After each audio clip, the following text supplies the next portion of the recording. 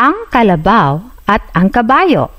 Isang magsasaka ang nais manirahan sa ibang bayan, kaya isang araw ay inipon niya ang kanyang mga gamit at inilulan sa kanyang alagang kabayo at kalabaw.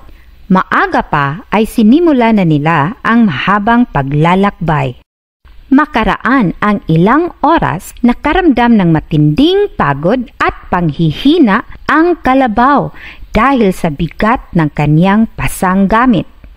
Kaibigang kabayo, di hamak na mas mabigat ang pasan kong gamit kaysa sa'yo. Maaari bang tulungan mo ako at pasanin mo yung iba? Pakiusap ng kalabaw. Aba, yan ang ipinataw sa iyong balikat ng ating amo, kaya pagtiisan mo. Anang kabayo na lalo pang binilisan ang paglalakad. Parang awa mo na, tulungan mo ako. Di ko nakakayanin ang bigat ng dala ko. Nanghihina ako. Alam mo namang kailangan kong magpalamig sa ilog kapag ganito katindi ang init ng araw dahil madaling mag-init ang katawan ko. Pakiusap pa rin ng kalabaw. Bahala ka sa buhay mo. Naiinis na sagot ng kabayo.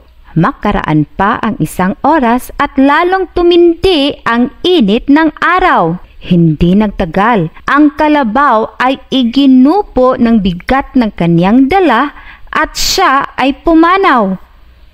Nang makita ng magsasaka ang nangyari, ay kinuha niya ang lahat ng gamit na pasan ng kalabaw at inilipat sa kabayo na bahagya namang makalakad dahil sa naging napakabigat ng kanyang mga dalahin.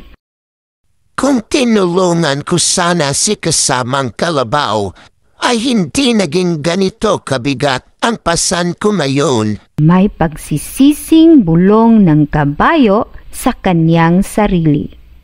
Kwentong Pinoy, nakakatuwa, nakakagalak. Kwentong Pinoy, mahiwaga ang iyong tatak.